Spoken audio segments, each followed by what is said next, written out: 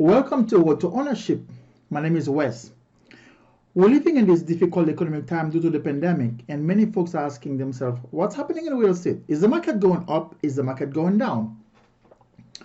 We make these market updates to give you an insight into the real estate market in your area. Today we're going to do an update of the Metro Atlanta real estate market as a whole for the fourth quarter of 2020. But before we go to Metro Atlanta, I want to ask you for a quick favor. Please, just take 1 second and subscribe to this channel. It will be greatly appreciated. Now, you know Metro Atlanta is this large region of 29 counties. And Fulton County, as you can see in this map, is at the center of the region, and it is the largest county. And surrounded is the other 28 counties that make up Metro Atlanta. This map you have here is not Metro Atlanta. Actually, it's much more than that. That's probably 50 counties here. But at the center is Metro Atlanta.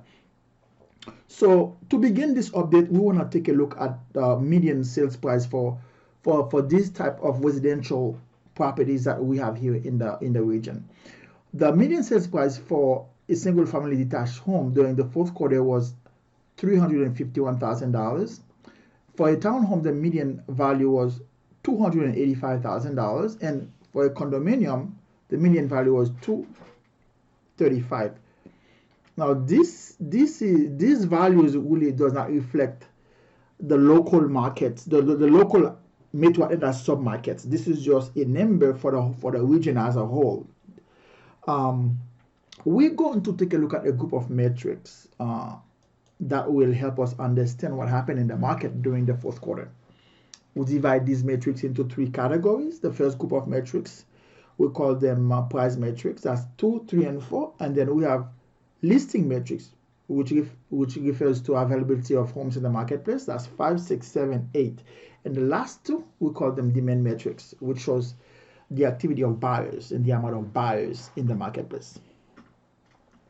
Now, we want to take a look at 2 macroeconomic numbers that are very relevant in real estate. The first one is the average mortgage rate.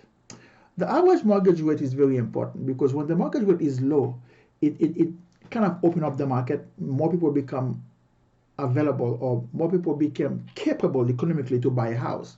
When the interest rate is low, your monthly payment potentially going to be much lower. So the Fed keeps the base rate low, so mortgage rates can be low to stimulate the real estate market. And the average mortgage rate has been about 3% for many months now, and this is very important for real estate. The next metric we're going to look at is the unemployment rate. So if you don't have a job, you cannot buy a house. So the unemployment rate has not been great since after March of 2020. And we see the local Metro Atlanta unemployment rate for the fourth quarter was about 7%, and the national number was about 6.7%. So these are not great numbers for real estate. Now, let's take a look at the first metric here for the local Metro Atlanta real estate market. So median sales price, like we said before, about $351,000, and we can see the past 3 years, 2018, 2019, and 2020, we see a growth in price. We see an increase of 15% in the median sales price year over year. The next metric we have here is price per square feet. Price per square feet, like I say, is used regularly in commercial real estate, but in here it's also very relevant. We see an increase also of 15.5% for price per square feet for residential detached homes in Metro Atlanta. So we see increase in price again. The next metric, which is also the last price metric, is dollar value of closed sales. And we see this aggregate number here is like $562 million. So we see an increase of 12.7% year over year. So price has been going up during the past year. Now, the next metric, which is the first of the of this category here, which is listings, availability of homes in the marketplace, we see new listings during the time was high, was up actually compared to previous years, an increase of 10.5% year over year.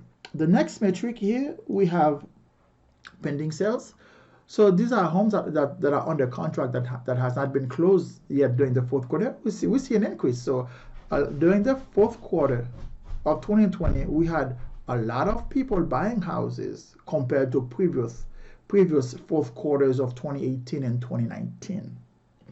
The next metric here, we have number of home for sale. So number of home for sale in the marketplace, even though we had a lot of people looking to buy, but the number of homes that was for sale was not that much. So we see a decrease of 14.9% for the region as a whole.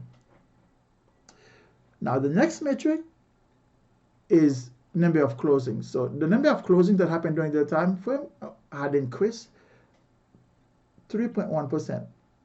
Not big, but I would say a clear increase in the number of closings for that period. So a lot of people were buying. Through November, December, a lot of people were buying. Sometime during the holidays, not a lot of folks want to move during November, December, which is the holiday season. But this year, we saw a lot of buyers. A lot of people were buying and closing during that time frame. And it was more than the past two. We can see it was much more than the past 2 years. So now the last segment here, which we're looking at demand, the last two slides here, showing per listing. This is the amount of people that on average that goes to see a house that is for sale in the marketplace. We see an increase of 52%. So year over year, that's an increase of 52%. So for the average house that becomes for sale, more people are going into these houses to see them. So we see that's a significant increase in showing for each listing that comes in the marketplace, which shows the strength of the buyers. We have a lot of buyers in the market. Next is time on the market. This is how long a house lasts in the market before it goes under contract. And we can see last year it was 45 days, but the year before it was 45 days. But during the fourth quarter of 2020, it was 24 days, which is a reduction of negative 46.7%. So this shows the strength of buyers. The house come in the market and they go off pretty quickly. So this was the last metric. So the key takeaway here, like we said, the first group of metric, price clearly going up. Supply is limited, as we saw in that one slide for number of homes for sale.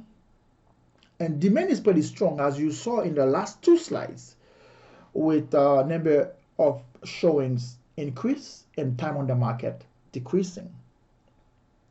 So this is clearly a seller's market. We've been in a seller's market for a while. I would say we've been in a seller's market for at least 3 years, but post-pandemic has been crazy.